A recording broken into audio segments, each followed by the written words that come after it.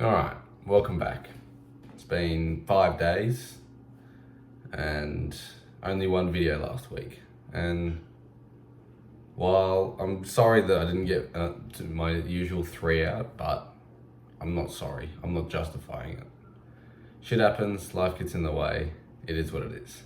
I'm back. Now, you read the title of the video. We'll get straight into it. Now, I feel like self-improvement is one of those things that a lot of people love the idea of, but aren't really sure as to how they can integrate it into their life.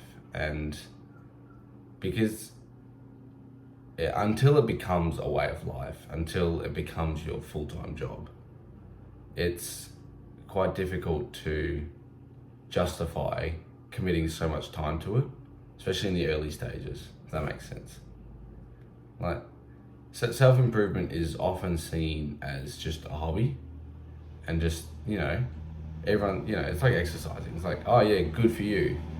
But very few actually take it seriously enough to make it their career. That makes sense.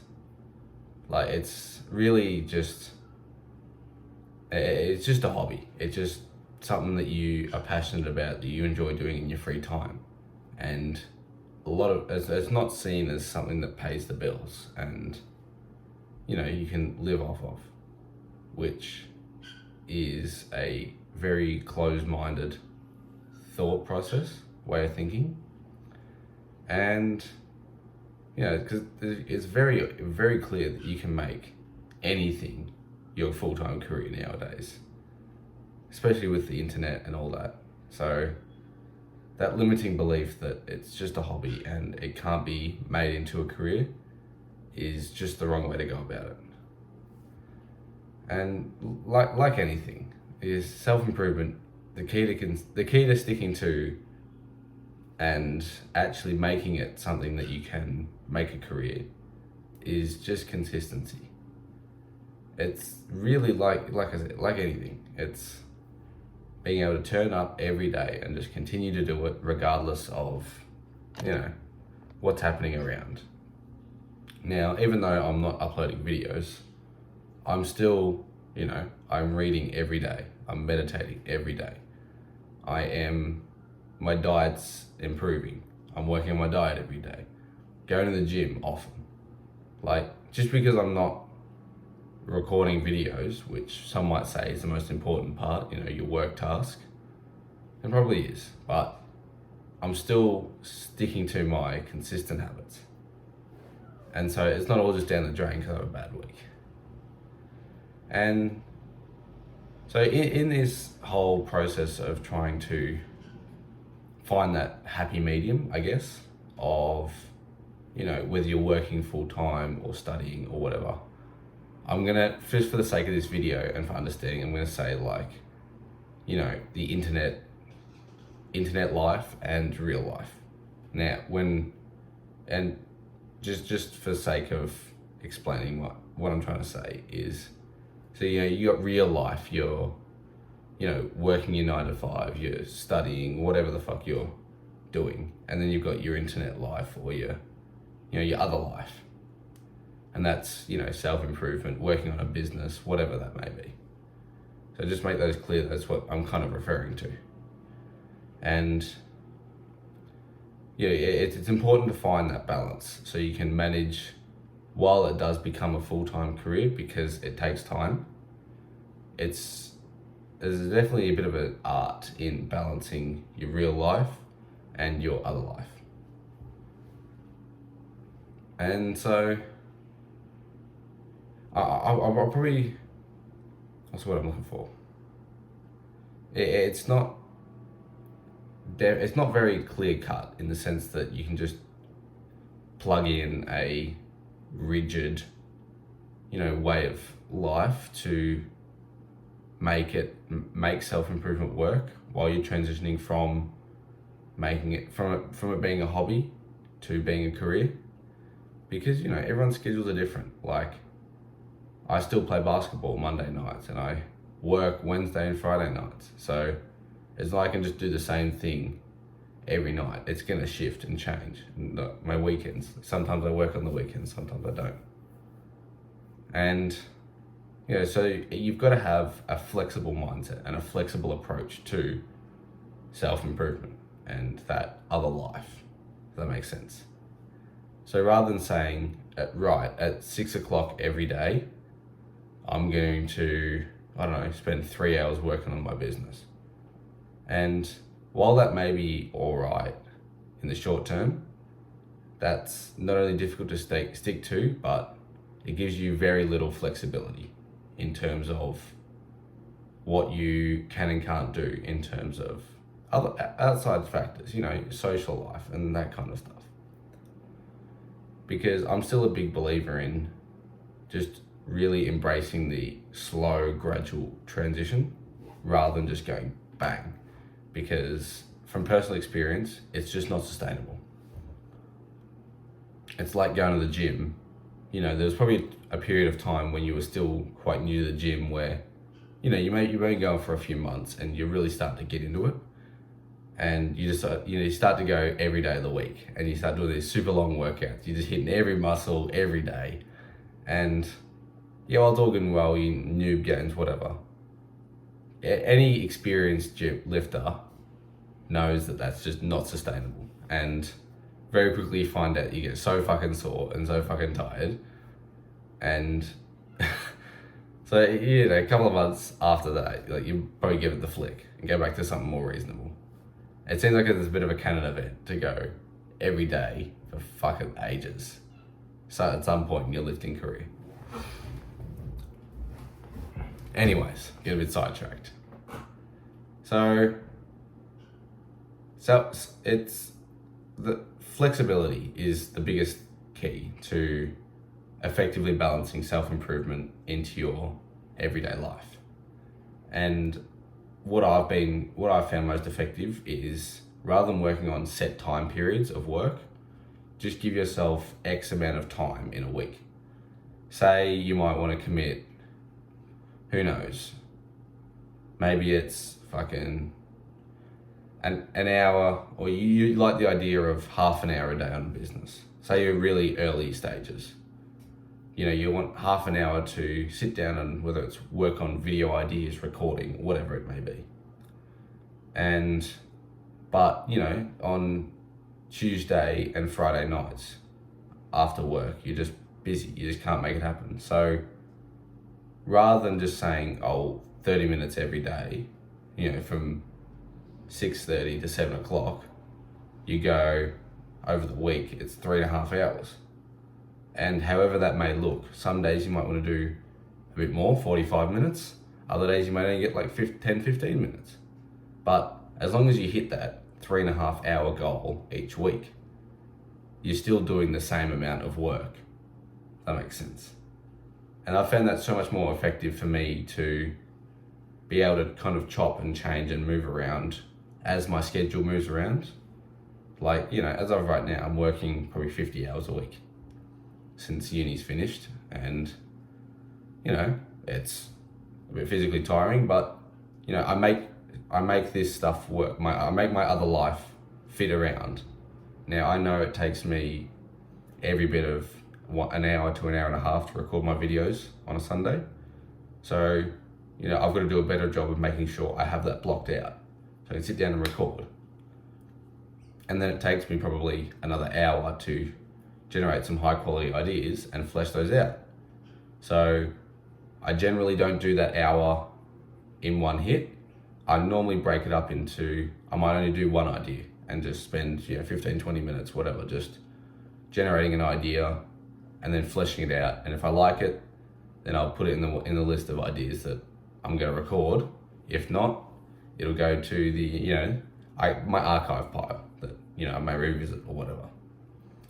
And that works. That's my 2.5 hours of YouTube per week. And that works. That gets my videos out and I got plenty, and then I can go focus on another area of self-improvement. Like, whether it's meditation or reading or even just my nighttime routine. It's about just committing X amount of time and keeping yourself flexible. Because rigidity just, it may work for some, but I feel like generally it's just not going to work. So in applying that to a week, I've kind of already explained it, but I'll kind of run over it again. You kind of just figure out when and where you do have free time. Lay out a week, find out what areas you've got a lot of time, where you don't have a lot of time, and maybe a more rigid style would work for you. If you've got, set work every day, and it's just, you've got a super, consistent schedule, it doesn't really change much, then, maybe committing an hour at the same time every day to work will work really well for you, because you can just sit down, right, it's time to work. Go sit down, work for that hour or however long, and then get up and, finish it off and go and do something else.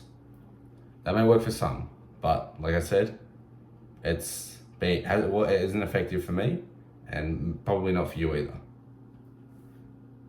Now, once you've got I do have a big ass bloody calendar, because I did this at one point in time. It's just somewhere under that pile of shit. Identify how much time you have free in a week. Whether that's, normally it might be, account for healthy sleep. I like to allow 9 to 10 hours of sleeping, even though closer to 9 hours of sleeping, even though I'm not actually asleep. So, because there's periods of time before and after, going into and out of sleep where, it's not quality. So, 9 hours, and then however much you're working or whatever your real life, however much time that takes up, block those out, and then fill in all your other whatever else you got going on, and then identify your free time. Now, this normally is, your couch time, scrolling, YouTube, Netflix, whatever the fuck it may be. And this is where it's on you, and this is the big one, to cut back on that and allocate time to working on self-improvement. And I think I said it before, and I'll say it again, don't go 0 to 100 in the first week, even month, even year. Like, I'm still on a relatively low volume of self-improvement. But the biggest thing is just consistency. Find something that you can be super consistent with.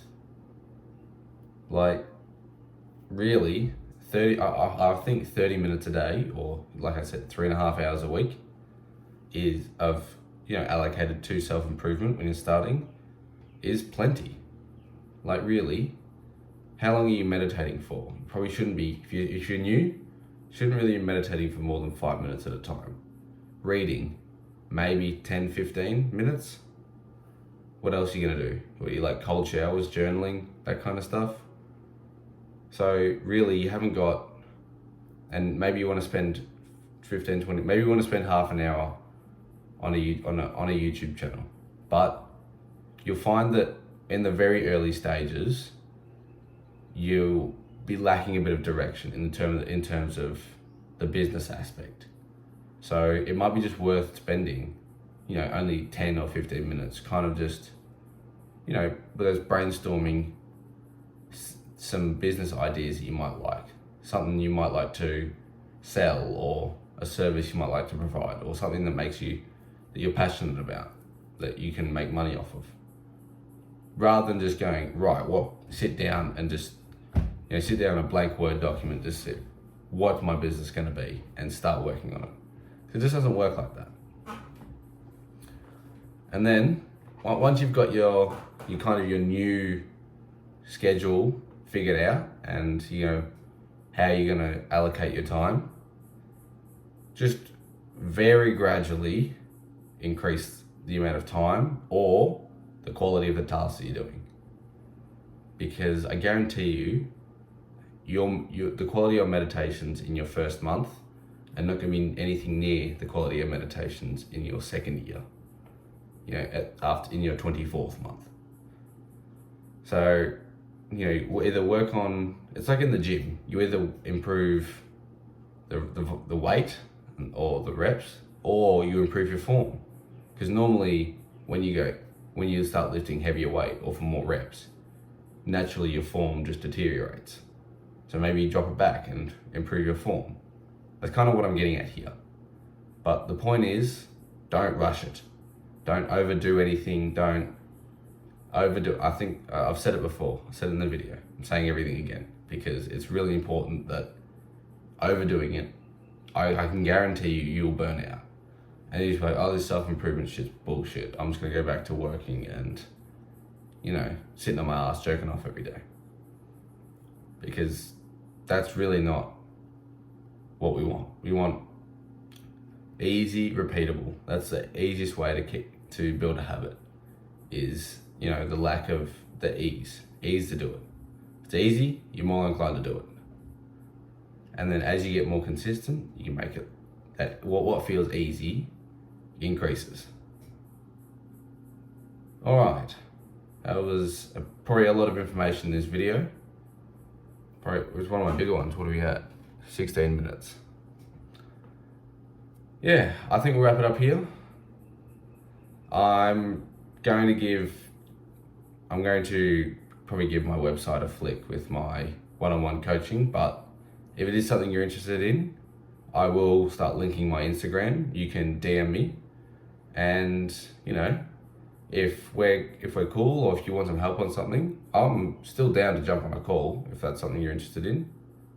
But I don't think I'm at a point where I'm ready to start charging people for my services. There will come a time, but I don't think yet. So for now, just if you're still interested in a call or just want to have a chat, I will start linking my Instagram in the description. And DMs, send me a DM. I'm down to have a chat or jump on a call.